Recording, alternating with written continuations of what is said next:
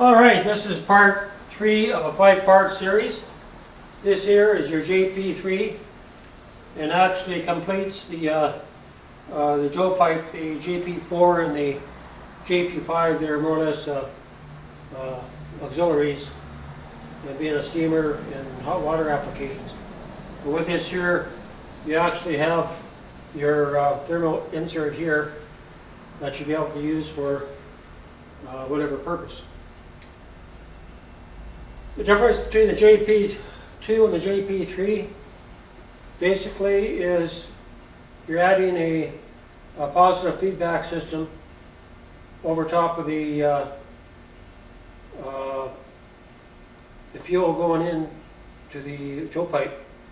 So you're capturing the exhaust and you're bringing it back from the front to the back and into a plenum back here.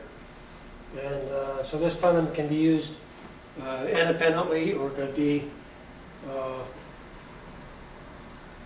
hooked up with others. And you could actually take this and make it into a bank, like a hexagonal array.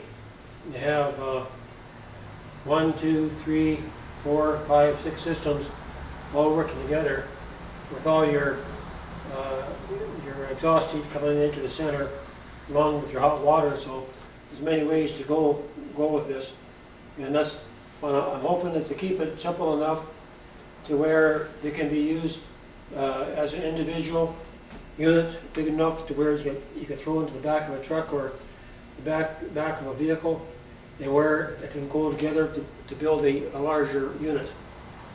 And that way, it's if you have a camp situation while you're already at the place where you can meet the needs. And so you have your air and your propane coming in, being diverted over, coming through your JP1, and eventually, the best way, if you had another pipe in here, you could actually block this off and allow the exhaust, the propane and the fuel to go up between the JP1 and JP2, and to be superheated and come back here, and where you would have another like a titanium ceramic pipe, a little bit smaller diameter, and to where if that wears out, you can just replace it. You like a flue lighter, and so that'd be the JP-3 SL liner or something like that, or SL model. This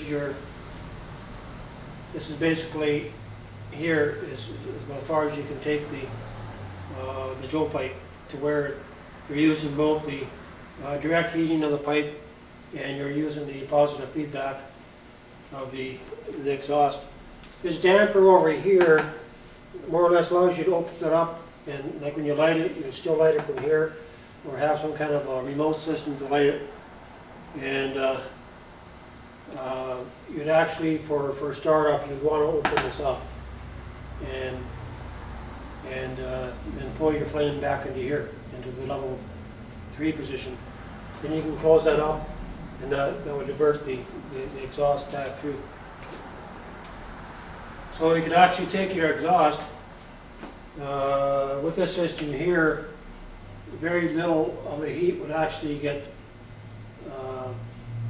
extracted, saying that you would have lots of hot heat left over. So if your heat here is around 1500 or 1200 degrees, it'll probably still be well over 1000 degrees time it gets here. And so you'd be able to take that heat to run a fair-sized Stirling engine on, and you could use your Stirling engine to convert your heat into mechanical energy, and at the same time use the compressed air that it produces for your air injection. So it's quite a neat system here. I think that's it.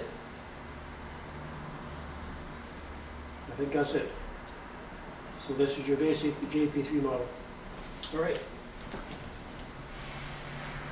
Part 4, we'll have to do another time. I have a meeting with a friend here that has some interest with maybe building some emergency systems, hot water systems for Vancouver Island here. So it's he's part of the emergency people, and so maybe doors are opening to